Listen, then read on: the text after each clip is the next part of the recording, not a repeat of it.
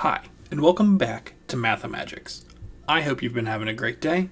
Let's get right into it. Today we're going to have a problem which involves a little bit of being able to visualize an object that they will describe but not show you. And well, let's get to the problem. So we have this problem here.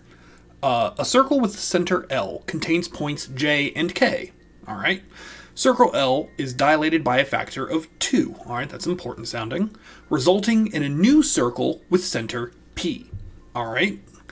Points M and N are on circle P such that central angle MPN has the same measure as central angle JLK. Which statement correctly identifies the relationship between the arc length of JK and the arc length of MN? Now, there's a lot happening here. And again, we need to take a look at this not necessarily by kind of being like, oh God, what's all this nonsense? But think about it where it's got piece by piece information. So let's start with what actually happened.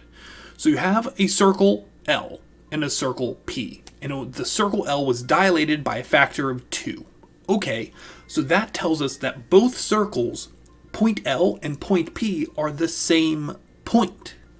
So that's useful knowledge, right? That's really useful to know. So then it says M and N, points on the new circle, are such that the angles are the same. That means that the circles literally just booped out, like on a line.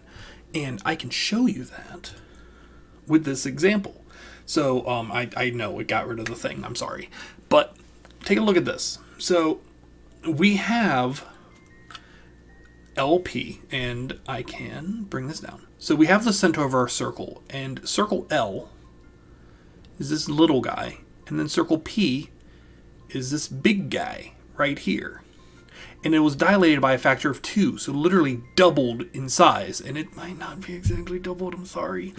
But we have J and K on our original, and M, P, N, and J, L, K are the same angle. And what that lets us do is basically we can say that they're just basically extended out on little rays. And one of them is a full line, one of them is a segment. Don't worry about that. But keep this in mind for later. We'll come back to it. All right, so this is a dilation, right? A dilation by a factor of 2 literally means to double in size. And you see the circle has doubled, roughly, in size. All right? And this is a really good point that I need to make of drawing your object. Like, if you didn't have this visual aid, you'd probably be very lost at this point. And I wish I had a way to keep them both up on the screen at the same time, but I just don't have this set up that way yet. But soon, that's how we're improving. All right, we're all improving together. So we need a way to draw the object, and literally it gives you the instructions. You know that there's no translation. It's not moving left, right, up, or down. It's saying right there. It's just getting bigger. So you know that point is staying exactly where it is. And the only reference you have for M and N, you can pick any 2 points for J and K on the circle. It doesn't matter. It doesn't tell you anything about those points. So only thing you know is that it's on the same angle. So of course it's just kind of woof. And this brings an interesting trick to it. There's a lot of information here. And a lot is happening, right? And we've gone through a lot. But again, like I'll talk to you in a few seconds about how it doesn't really matter what we're doing if you can think about the situation as a whole. But we'll get into that once we kind of go through all the actual math for this. But there's not actually a lot of math. So it wants us to ask us, which statement correctly identifies the relationship between the arc length JK and the arc length of M and N? And what it means about arc length, it means literally the arc between J and K and the arc between M and N. So this could involve a lot of complicated math, but it doesn't need to, because what's the only thing we know? It's dilated by a factor of 2, and that means literally, as I wrote down in the bottom, to double in size. So we know, if the only thing you know is that something is doubled, that's all you need to know. All right? So let's look at our options. All right? A, the arc length of JK is half the arc length of MN. So JK is saying it's half of MN, or MN is twice JK. That sounds really good to me, personally. It doesn't really do a whole lot else. Like, all we know is that this circle is twice as big as this, so it would stand to reason that the arc length would be twice the size. Okay, I like A so far.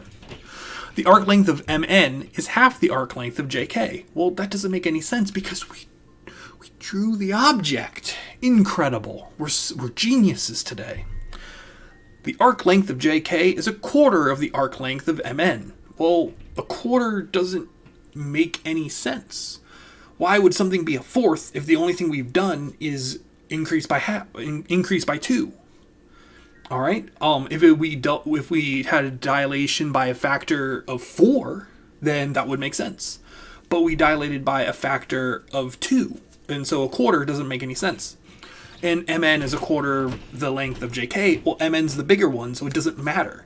So we've immediately crossed out B and D as nonsensical. And so the only ones that make sense are A and C, half or quarter. Well, the only number we know is 2. 2 is double or half. And since everything doubles, our answer has to be A. Like, there's no getting around that. And what you need to kind of understand is a lot is going on in this problem. There's a lot that could confuse you. You could be like, oh, I don't understand what's going on. You could draw your object weird.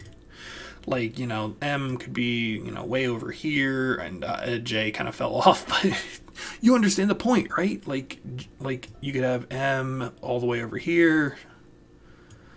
But it doesn't matter because this is still half of this. So you need to be able to pick out what information is relevant to what you're doing. Otherwise, anything could be going on. And if you're letting yourself getting bogged down by the details, you're going to miss the bigger picture.